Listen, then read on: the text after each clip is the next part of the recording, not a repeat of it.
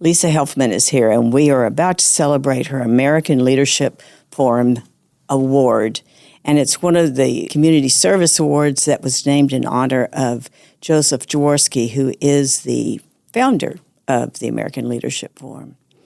I will tell you, as a previous ALFer and as a previous recipient of this award, it is probably the most valued award that I ever received, and you'll hear that from Lisa too. She has done so much work, and she is truly an inspiration.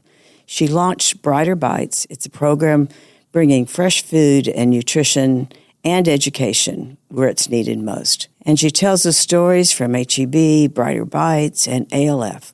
Lisa shows that openness, support, and belonging matter for leadership and public service. When you subscribe to our show, you help us grow. Someone you know may need to hear this story, so please share with your family and friends and consider supporting our mission at therose.org. Let's talk about your breast. A different kind of podcast presented to you by The Rose, a breast center of excellence and a Texas treasure. You're going to hear frank discussions about tough topics. And you're going to learn why knowing about your breast could save your life. Lisa, thanks so much for coming back and being on our show. We just discovered you are our first triple hitter. I mean, you've been on our show 3 times now, and that is amazing. Thank you so much for giving us this time. Thank you for inviting me again. I love being with you. Oh, gosh, you are so sweet. But we're here today to talk about this latest award you've received. And it's a very special award because it is coming from the American Leadership Forum. So in a nutshell, can you tell us what that is? So the American Leadership Forum is a unique organization. I don't know of any other organization like this. It brings people from around the community together that have a servant's heart, or maybe they don't even know yet, but they're bringing people together to meet each other, break down barriers, get to know everyone, to then go out and serve the community in a bigger way. Mm-hmm. But those connections and those relationships and the training we get in the American Leadership Forum cohort really both prepare us for that and also just nurture a better being. Absolutely. That's exactly what it is. Now, you know I was a fellow in 2011. Okay. And you probably don't know, I received this award like in 2012. Oh my gosh, I didn't know that. And so at the time, I knew it was special, I just didn't know how special. Yes. So when I saw that you had received it, I went, oh my gosh, I'm so excited that you're getting this award. It's the Public Service Award. Yes. And it is, it's hard to explain, but this is a recognition within the fellows, by the fellows, within American Leadership Forum, that really says, here's someone who is setting the pace, is the leader, is doing public service in a very special way. So can't believe anyone more, there's no one, I don't think, more deserving than you with all the stuff that you've done. But you know what I remember about American Leadership Forum? Most of the fellows are a little older. We are at a different stage in our career, which gives us a different presence, I think. And I think the other beauty of it is, for me, I always said, ALF saved my life. It was as though all the friends you had win are kind of gone. Yes. And you've reached a stage in your career where you're feeling a little lonesome. You're feeling a little, not a lot of peers that you can really talk to. You don't have those friends. And then all of a sudden you're with all these different kinds of people from different walks of life, and we are still friends. I mean, this is how many years out, and we're still friends. I remember I was 62 years old, and I just had a knee surgery, and you know how you have to do that mountain thing? Oh, yes. Did you get through that easily? That was not the hardest part of the experience for me, so I wasn't. Yes, it wasn't easy. And I kept thinking, I'll never, I won't even complete this thing. It ain't going to happen, But I tell you, you look forward to that once-a-month meeting Yes. of being together, and it is a nominated process still, right? You must be nominated by 2 fellows to be considered. Right. And what did you say? What class are they on now? 65. I just had breakfast with someone who was about to go on that Colorado trip next week. Can you imagine? Like his eyes are just wide open with possibility right now. And, it's interesting. I was the baby of the group. Oh, really? I was 36 years old. There was really no one under 40 in the group. I was really probably, everything is meant to be as it should, right? But when I got nominated, I was like, why me? It was this medical class. I was an attorney. I was working for Texas Children's Hospital, so there was a connect. Yeah. But it wasn't obvious at the time. And then what came out of it was incredible. And what I was talking about even just this morning with these gentlemen, one had completed it, one was about to go to Colorado, was just that it created space to talk. Yes. In a way I'd never seen as an adult. Right. Like you would talk with your colleagues to solve problems that were immediate to whatever business or organization you're working for.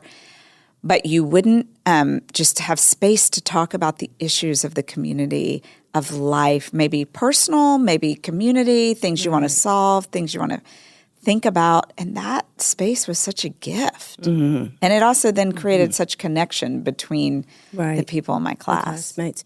And I remember I don't know how they do it. Within a very short time, you're in a safe space. That's right. And I can remember the 7-minute story. Yes. I guess they still do this? They do. He just talked about it this morning. And all of a sudden, you're sharing things you probably may have never shared with anyone, with a group of strangers, quote, quote, and you're totally accepted. There's nothing but listeners anxious to hear your story. Yeah. How many of us really get that gift of someone listening to us also? It's not, it's that communication at a very different level. You're right. Yeah. People are seeing you as a person, not your title, not your religion, not your skin color, not all the things that define us in everyday life, for better or worse, right? They're just seeing you as a person. Right. And that's really special. Did you do the power walk? Cross this line? Yes.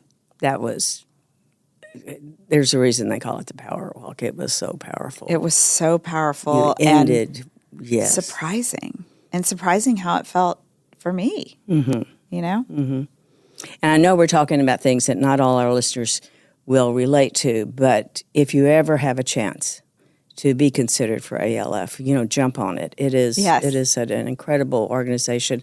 And they do so many things within the community. Every class had a community project, and they continue to support their projects in many classes. I mean, it's pretty phenomenal. And I think the other thing it gives Houston, because it's not in every city.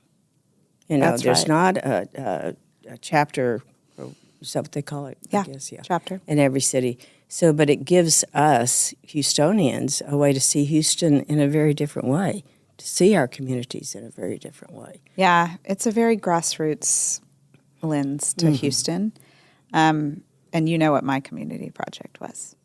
Tell me again. Brighter Bites. Oh, of course. All right. So that again, came out of ALF. But I will give you a vulnerable moment because, you mentioned it changed your life. And mine was much more personal. I'm pretty open and vulnerable as I was on the last time I was on.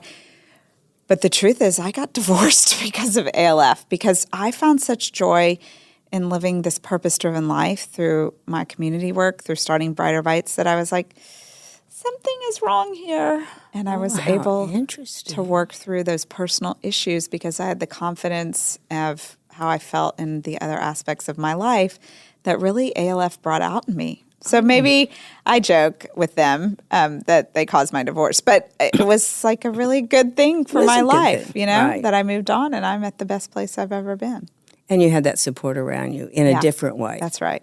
Yeah, that's I remember it was a very difficult time for me as CEO of the Rose. I bet. And we were just having some issues, and I could go to the class and say, here's what's going on, but more importantly, here's how I'm feeling like I've failed somehow, or I've, you do. You do. You have these vulnerabilities. And the class would share theirs, and suddenly you're hearing things. I think the most important thing I heard was, as the CEO or the leader, you didn't have to know everything.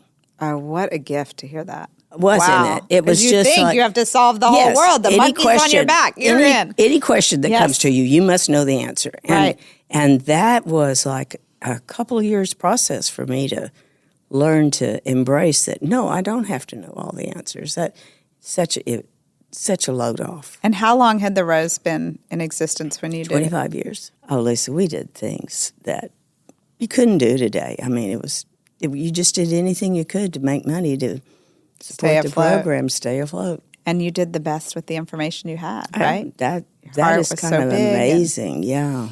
Lots of help along the way. So how did you find out you had received this award? Well, Nori Angel and Tina Peterman took me to breakfast. A little bird told me that might be the case. I have to tell you, I am really grateful for awards, but I do not seek them out, and I do not take them lightly either, that someone would think of me in that way. It's so humbling. It is. Right? Mm-hmm. And this one was, it is such a huge honor. One, because it's a huge award. I will just admit that. But two, because it's like my people are honoring me. Yes. Not someone who's read about my work or met me offhandedly. Mm-hmm. These are people who truly know me and know what I've committed to the community, and they're honoring me. And they know you warts and all. Yeah. They know all of Lisa. Yes, they knew me for the harder years. Yeah. And where I am today. And I've received one other award that meant that to me, and that was through my alma mater, the Kincaid School. And again, they knew all of me from when I was a little girl to now being a parent there. And there was something about speaking to that group that made a huge impact on me for my whole life. Moving forward, it was the February before COVID. Can you imagine? Ooh. And so it was about my busyness addiction that I've talked to you about. But this one just really resonates. And then I can't tell you, not a week goes by where people don't mention I'm getting this award. Random.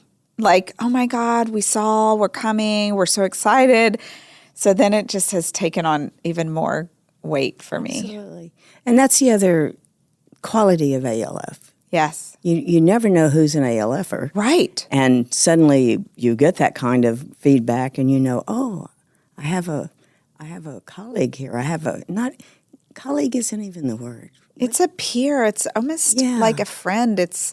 You just instantly relate. And you could call anyone. Yes. And they will call you back. And they said that. And in the beginning, I'm like, that is silly. Right. Yeah, right. Yeah. But it's true. It's true. And the number of things I'm able to fix for HEB because someone has graciously taken my phone call, not knowing me, it's remarkable. It is. I don't want to miss this opportunity to talk a little bit about Brighter Bites. Yes. Tell us. I know I've heard this story before, but for our listeners and for my aging memory here, you had not started it before I had you? So, and I wasn't working for HEB either. Yeah. That was always kind of odd to me because I kept expecting it to be something that morphed out of your work at HEB. So tell us how it got started and why. So I have two sons. Today they are 20 and 16. Oh my gosh, so it just feels funny to say that. At the time when I was doing ALF, they were 3 and 6, and we were participating in a fruit and vegetable co-op. We got a box of fruits and vegetables for our house every week. Some stuff we knew, some stuff we didn't, and it was like this abundance that I had to really learn how to cook and figure out what to do with all this produce. You don't want it to go to waste once you've bought it. And they were little, so it wasn't like they were eating kale and things like that on a routine basis. So anyways, because of this, our eating habits started changing, whether it was a kale smoothie, whether it was Swiss chard on my plate, whatever it was, we were incorporating it into every meal that we were eating. And the pinnacle moment happened where my son was 6 years old, the 20-year-old, and he called me over at a birthday party and he said, "Mommy, do I have to eat this?" And I looked down and it was birthday cake. I mean, what 6-year-old do you know that rejects birthday cake? He said, "It's just too sweet. Do they have fruit?" Just so innocent, naive. And I was like, oh my God. Yes. Who are you? Because, I mean, this is not even, my diet hasn't even reached this point. So anyways, fast forward, I'm in the ALF class as this is happening. And it was the year the Affordable Care Act passed. And I was in a medical class with all med execs and doctors. I was the solo lawyer in the group. And they were so excited that there was going to be health insurance because they would get reimbursement and be able to provide more care in all different communities. But I was disruptive, as I often am, and I said, well, I don't think that's actually going to move the needle on healthcare costs if people don't start taking personal responsibility for their health. And I don't think a lot of people know how to do that. And to me, food was the shift. Food was the way that you can change the trajectory of your health, because I'd seen it in my house, not just with my boys' eating habits, but I at the time did a 21-day vegan challenge, and I completely changed my health. It turned out I had an intolerance to lactose, and I was getting horrible sinus infections, 5 a year. I was getting, another vulnerable moment, irritable bowel syndrome, just strep, just my body was inflamed from eating dairy. I cut it out of my diet. Here I am 14 years later. I've never had another sinus infection again. Now that is amazing. Wow. So that's not the trigger for everyone, but it was for me. But I realized through shifting food, and I also just added in all this fresh food into my diet, which naturally kind of crowds out the processed food. So seeing all these changes, so we're in there and we're a few weeks before, I was sitting with my son's dad at the Houston Texans, and I was looking around what everybody is eating, and it was not produce. And I thought, and that's fine in moderation, but I know a lot of people are eating that way every day and suffering from health ailments. So I thought, if we can have this change in our house, how do we do it in under-resourced, lower-income communities? Can we do the same thing for families like we did in our house? We came up with a formula that day at the Texans game. I mean, that just shows I'm super nerdy. And it was produce distribution, nutrition education, and a fun food experience. Same formula it was today, is today. And then I was on the Outward Bound, the Colorado trip, and I was sitting next to one of my peers. She was a professor at UT School of Public Health, and I turned to her and I said, I have this idea, and I need someone to research it, but I don't know who does that. And she looked at me, she's like, well, that's what we do at the School of Public Health. Okay, you talk about not knowing and being naive. I mean, that's literally, I'm working in the med center. I don't even know that. She's like, I need to introduce you to my colleague, Dr. Shrila Sharma, who's an epidemiologist focused on childhood obesity. So long story short, the next peer of mine brought me to meet the head of the Houston Food Bank. And everybody in the food bank showed up because she worked for a big foundation in town. So again, opening those doors. And the food bank committed to be our produce provider. And I was so naive at the time, I didn't even know they had fresh food at the Houston Food Bank. I thought it was all cans. Now I'm the vice chair of their board, and I know a little different. And then Brian became my mentor. Brian Green became my mentor, and he was like, I will personally help you get this off the ground. Wow. I went back into my car, Dorothy, and I started crying.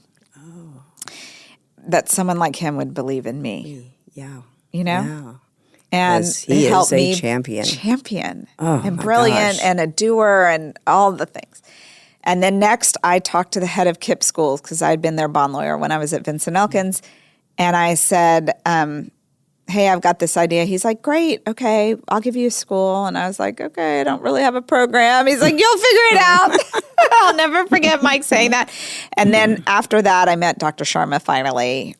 in the hall at UT, and she goes, "It's so interesting that I met you because last week the Institute of Medicine said that if we're going to combat childhood obesity, you can't just focus on food access or food literacy. It has to be both. And what you're talking about is both because you're going to do the produce distribution and the education." She's like, "So I'm in. I just need $35,000 to run this." And I was like, "I'm sorry, this is a pro bono effort and I'm a mom and like, I don't have this kind of money. What are you talking about?" She's like, "Well, I work for a university. Like we can't do projects for free." So I went back to Texas Children's with my idea and they said, "Great, you can fundraise under our name. And we will," the CFO, Sweet Ben Melson, was like, "We will let you do this." It was related to children and health, and they believed me and that I could get it done. So I applied for a grant to Blue Cross Blue Shield, other ALF people, by the way, and they gave us $35,000 to Texas Children's Foundation. I, in turn, did a contract with UT, gave them all the money, and we started in one school, and that was 13 years ago. We delivered to produce. We distributed for 150 families the first semester, doubled the second semester, and we made kale smoothies. We culled bad onions and plums, and we sent home 50 servings of produce with them every week for 16 weeks during that school year. Third graders at that school was our test group. And we had tip sheets and recipes that turned into a handbook, then a website, now an app. And we made it fun by giving them this kale smoothie or another treat. And we literally had kids chasing us for that kale smoothie. And I remember during that pilot, we were actually there on Valentine's Day. So they walk into the cafeteria waiting for their parent to pick them up and also get their produce. And they've got candy bags. And I'm like, oh my God, why are we here? But I walked around with apples and pears that day, and they put down the candy, and they ate that apple. Mm-hmm. And I have no, I'm sure they ate the candy when they got home, but they still got the nutrition and the taste for it. Right. So that was the pilot year. And today we have sent out almost 80 million pounds of produce to touched over 1 million people between the families, the teachers, the administrators that we've sent the produce home with in 13 cities across the country. Oh, amazing. Congratulations. Thank you. Oh, my gosh. And are you still the head of it? So we have over 100 paid employees, including an incredible CEO, Rich Dackman. He had 30-plus years in the produce industry. His latest job before he came to us was he was the VP of produce for Cisco Foods, the international VP of produce. Wow. He was the king of produce. Nobody has a bigger contract for produce than Cisco, right? No. And so he read an article that Brian Greene wrote in the Houston Chronicle saying, you need to get behind this program. And he cold called me from Cisco Foods. And he said, I've never seen anyone go the last mile and get the food into the home. I've been part of nonprofit initiatives all over my career. I've never seen anyone do this. Can you come meet with me? Wow. And I still have a vision of sitting in my office. By then I was at HEB. That's another story. And because they helped me during the pilot. Scott McClellan helped me during the pilot. And 2 years later, on April Fool's Day 2014, he was like, will you just come work for us? And I was like, I'm sorry, to do what? I don't know the grocery business. Is this an April Fool's joke? And he was like, no. So the rest is history. I'm at HEB for the last 10 plus years. And I remember Rich calling. So first, Cisco agreed to help us. And we had just gotten a big federal grant. So I said, money is actually not what I need right now. I need to understand the produce industry because there's not enough variety at food banks to get people interested in changing their behavior. They have a lot of food, but it wasn't enough variety. Like if you send home carrots, potatoes, and onions every week, it's not that exciting over the long haul. So anyways, we would sit for hours with him and a few of the people working for him. He would pull out maps of how produce moves across the country for food service, for retail, vendors, suppliers, farmers, and how they all work together, and it was the most fascinating thing. And, he turned to me one day and he said, I just have one question. Why do you act so dumb all the time? And I was like, excuse me? And he's like, you're a lawyer running real estate for HEB and you act like you don't know anything. And I was like, well, I don't know anything about the produce business. I'm totally in awe of what you do. And he said, oh, and I think that was the secret to building Brighter Bites, is that I just brought in all the experts. And I didn't pretend to know the answers. Wow. It was like a due diligence legal mission for me. I got to figure this out and bring all the best people. And I guess I have a little passion behind this. Oh, of course, of course. And so today, long story short, more than you asked, I'm the board chair. I'm obviously always will be the founder, and Shrila is my co-founder, the professor at UT. But I don't run the day-to-day operations. But, we recently got a pretty significant cut in federal funding. And so I've been helping them raise those funds. I'm helping with the strategy of where we go and what we do. And across 13 cities, it's a big operation. So I step in where I need to. This morning I had breakfast with these two gentlemen in ALF, actually unrelated to ALF, but they happen to be. And they wanted to hear that origin story. So I told that story again just an hour ago. And one of them turned to me and he goes, I was a Brighter Bites family. I'm like, what? Oh, yours? No. Yeah, and he doesn't have kids. So I'm like, So he said, when my sister got divorced, she moved in with her kids to my house, and they were at Kip Sharp in one of the early years that you're describing. So they would come home with produce. Oh. And he said, Lisa, it changed our whole life. Those kids after that would never let us go to the grocery store and not buy produce. Wow. And that his niece today is a senior at SCAD College of Design in Atlanta. She's a senior in college. And she's like, and he's telling me the story. I almost start crying at the table. Oh, of course. I mean, to think What of that story. impact and how many more families we've touched like that. Lisa, that is a great story. Thank you. It's more than great. Think about the changes. The changes. And the lives. We have studied these families through UT all these years, and we do know the data, it's changing lives. But that was really special. Oh, yes. When you meet that person, yes. Well, it's obvious why you are receiving this public service award, not just for that, but for all the work you do with HEB, which, the Rose is a recipient, and I've told you this before. You were the first ones that said, yes, we'll help you with the navigation program, the one program that is why we're here. And yet it's never going to be reimbursed from a medical point of view. It's a patient navigator to get someone into treatment who doesn't have insurance. And to understand the treatment and understand I have not, thank goodness, have ever had cancer hit my family like that. But just even any medical care that you receive, there's so many steps. And I can't even imagine with a treatment that's prolonged, like a cancer treatment, how intimidating that would be to understand the medical process. Right. And so that's why, I feel like a lot of what we do at HEB is meet people where they're at and provide, whether it's food in the four walls of our store or the services they need outside the four walls. Right. And that's exactly what your patient navigators, they're understanding how much knowledge they have today, which is probably very little, which I would be in the same boat. And then they're helping navigate through the process, and they're caring about them. I know after meeting your navigators, it's not just the information, it's the way they treat people going through all of it. Yeah, they are very special. Huge hearts, right? Yes, huge. I couldn't do it. Honestly, I have sat in on some of those council sessions for different reasons, and you just can't be there when someone hears they have cancer and has no resources. It's really heart-wrenching. But they take it with, we're going to help this person. So we've got something. Yeah. We're giving back something. So I hope I can remember the question that you brought up. Oh, the podcast. Yeah. Oh, and our last little bit here, I want to hear about you're now a podcaster.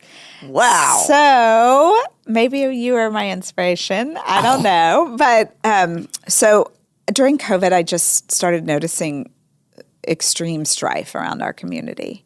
And the way I like to talk about it is that, I always think HEB is the good guy. We're out doing so many great things. Yes, you are. In the community, but then also our partners, which is what we call our employees, they're doing so many great things in the four walls of our store. But during COVID, some people's only destination was the grocery store, right?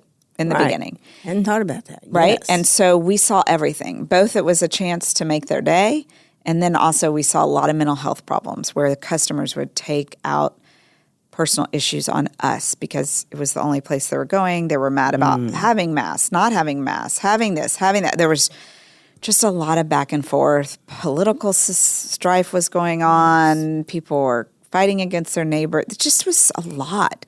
And I thought, what can I do? What can HEB do to help be part of the solution to connect people? So I started thinking about what we do well, and that's helping people, right? Mm-hmm. And it's part of our culture. It's just who we are. It's not like we're screaming it from the rooftops. We're just doing this. Yes, absolutely. And so this whole thing has taken a few different iterations of how we've helped our partners and done things.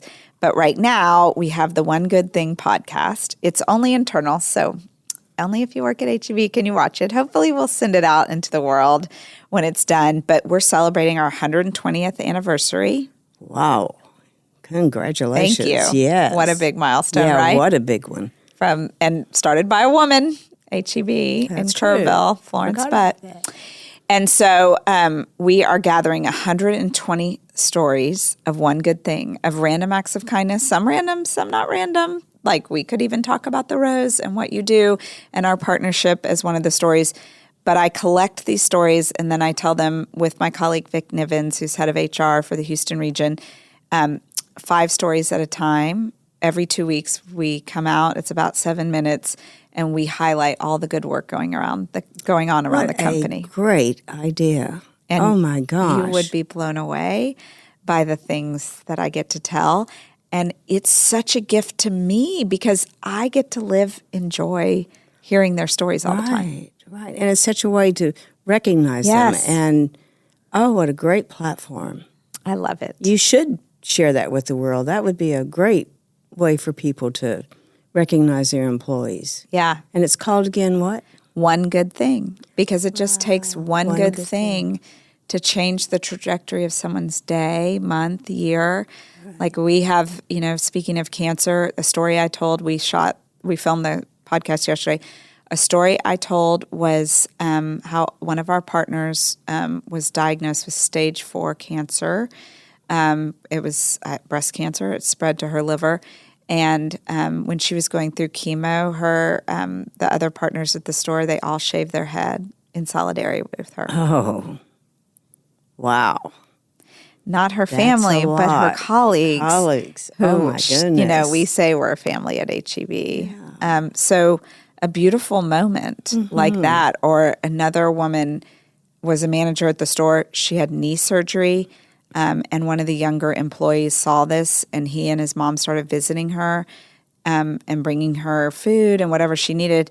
But when she was going to be coming back out of her house, they realized that she had stairs and couldn't get down them. So he literally, with someone else at the store, came on their day off and built a ramp at her house to make it ADA compliant for her. Oh, my gosh. Oh, my gosh.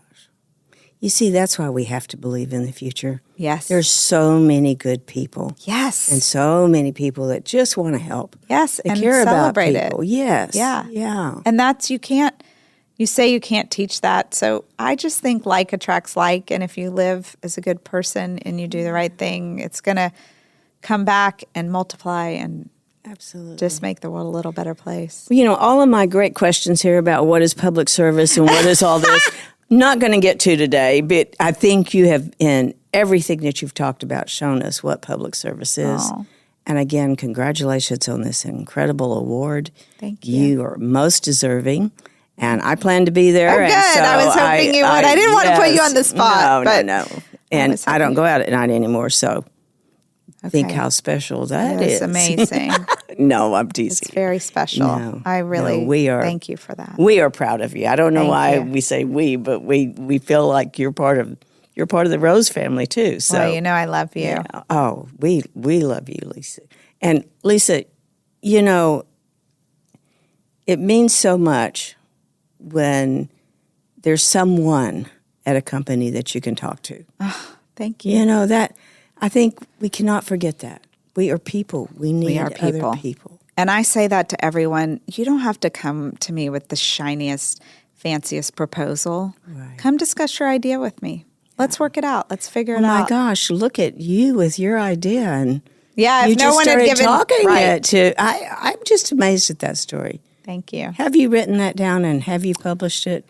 No. I think I asked you this 3 years ago. You did. Yes. I mean, a lot of people have encouraged me to write a book. I'm getting closer.